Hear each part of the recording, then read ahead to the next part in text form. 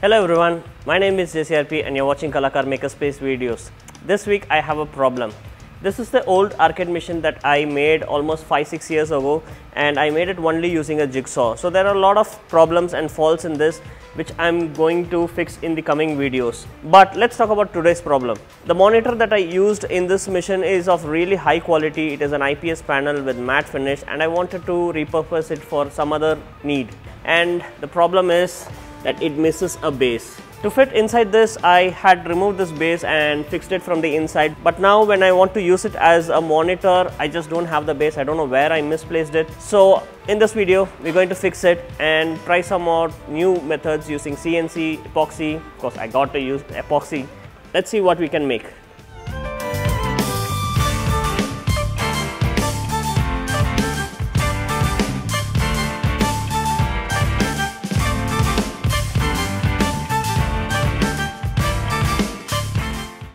I have the model loaded in easel, and this is a 23 mm thick pine wood that I've glued somewhere over here. If you can see, the bit is set perfect. All the cuts are actually just outline cuts, so if you can see here, it's just going to the depth of it. Shout out to SVP Lasers for giving out this machine. Please do check out their website, and they make really good CNC machines.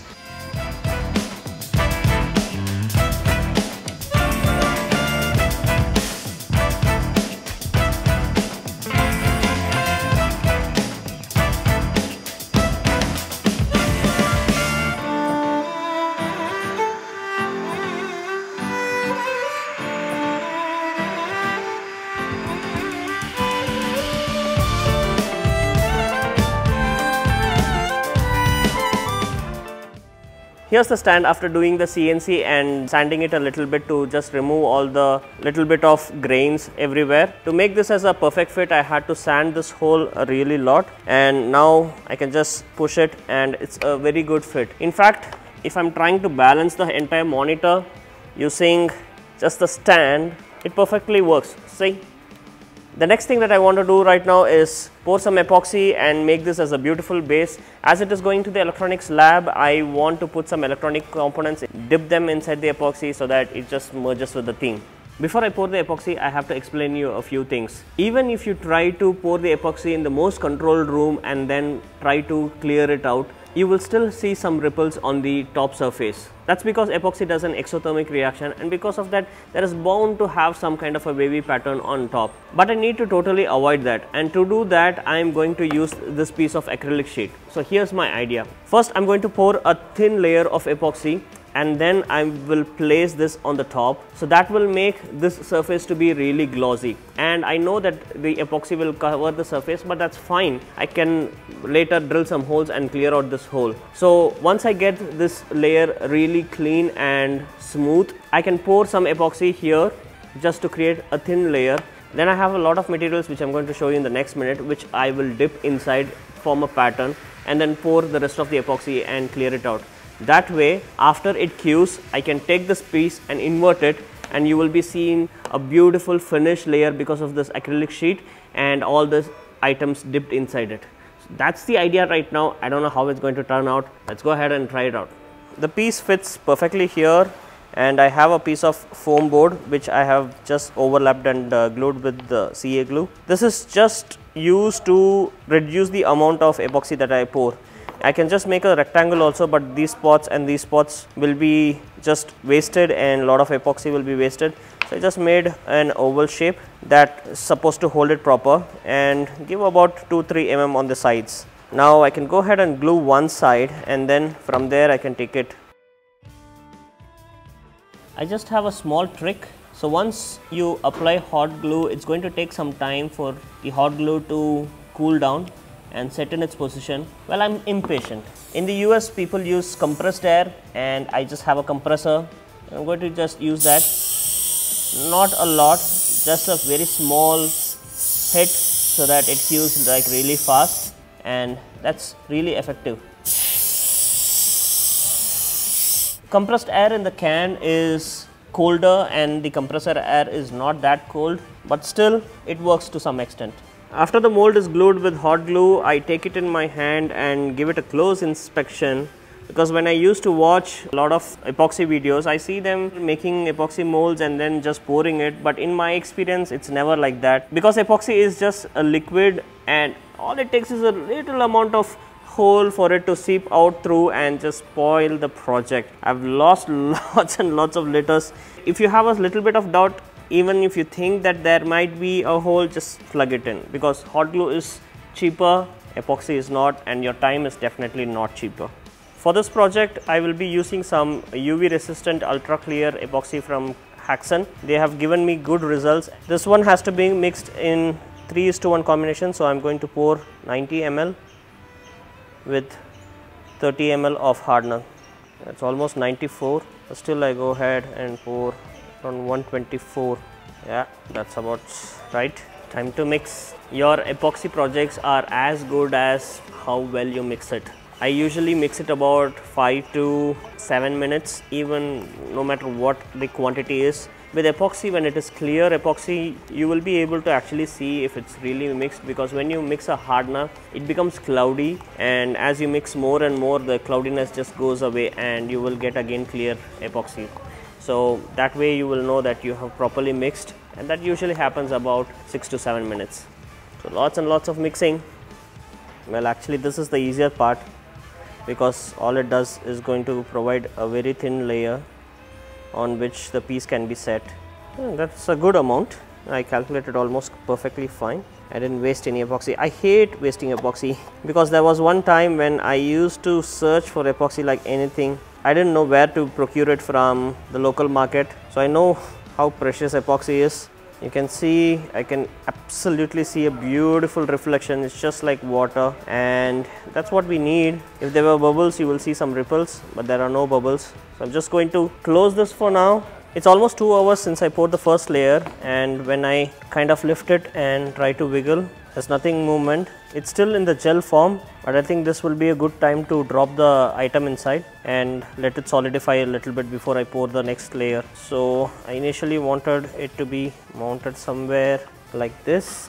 That's a tight fit now. That's it. I can't do much right now. I'm going to push as hard as possible on it. Basically what I am fearing is, if I pour the material and if there is some gap, because of the law of physics, the liquid is going to rise on the side and then come on the side as well, which is what I'm trying to avoid by pressing this.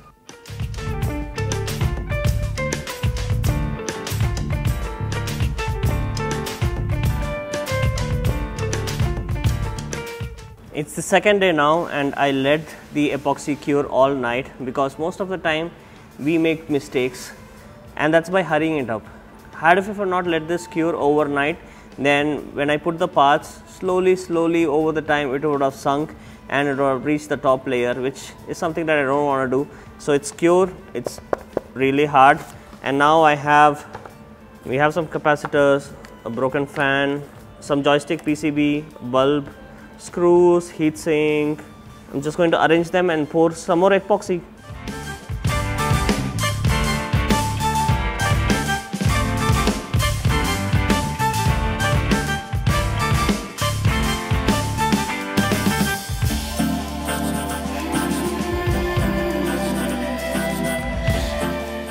So I'm just pouring one thin layer just to hold the pieces, and I'm going to just do it from one place.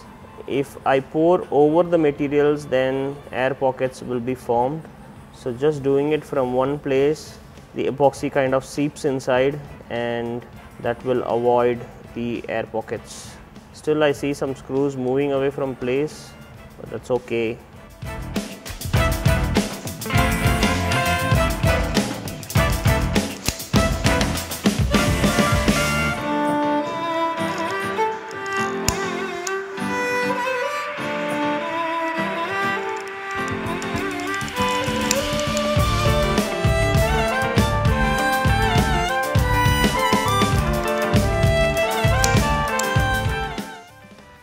After 2 days of curing, this is what we get.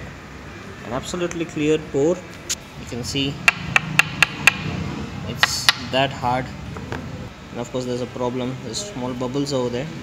My OCD is just not letting me let it be there. So I'm going to use some engraving bit on my Dremel tool.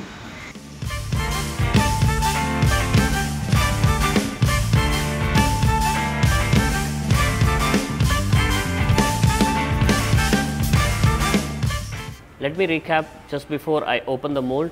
The final layers I poured at my home. I took it home because I wanted a controlled environment where there is no dust, so that was sorted.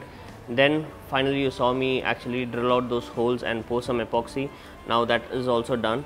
I can go ahead and open the mold now. I have my mallet and chisel.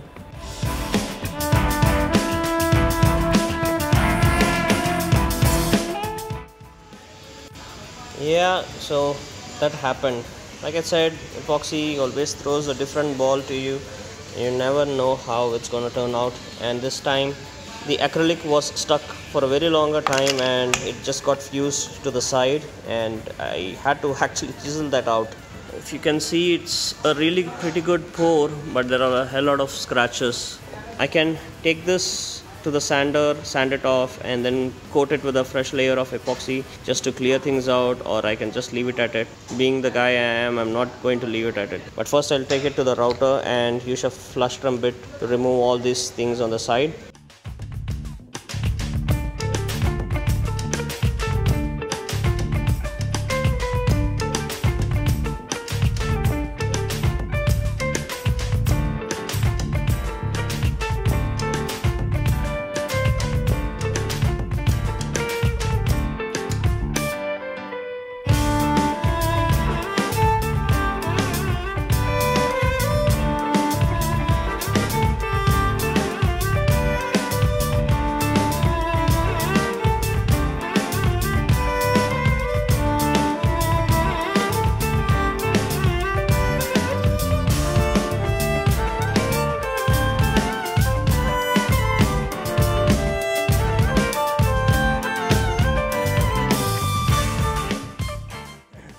Hopefully this is the last change I do to this project.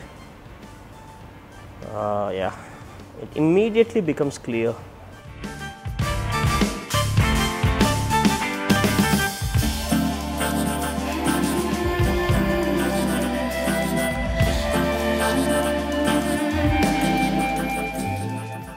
Here's the top coat right now. It looks almost settled. Still you can see the reflection of the light bending. Okay, there's a problem.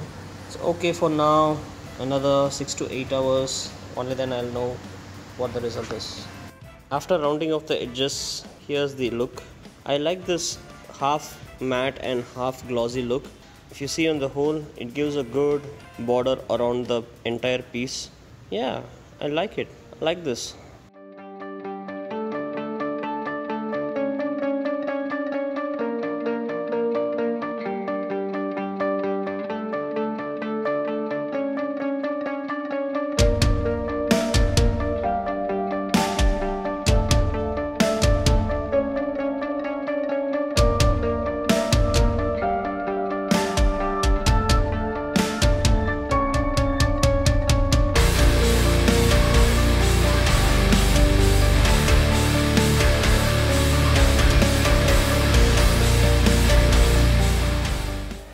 This was a fun little project. It took more time than I anticipated, and that's only because it's epoxy. It's totally unpredictable and you will never know what happens. Also, I did not initially think of putting epoxy. It just came over the period of time as I was improvising. First I just wanted a wooden base to it, and then I thought, why use so much of wood material, let me cut out a gap in the between. And then I thought, because this is going to be in the electronics lab, why not dip some materials and pour the epoxy, then started with the ultra clear one and so on, as you saw. Again, this project is something that shows us how to fix things at home. If some part is missing or if something is broken, just don't throw it away. You will be definitely able to improvise and make it really good. I'm happy how this project turned out. This is definitely a different look to this monitor and a new life. I'm going to share these photographs on Instagram, so if you're on Instagram, please follow that and also follow what I'm doing right now. And do subscribe to this channel to see more such project videos. Also consider contributing on Patreon, and your contribution really helps a lot. If you have any questions or regarding any materials that I've used, please see the description and also put your comments. I will definitely answer them. Hope to see you next week in another video. Until next time, happy learning.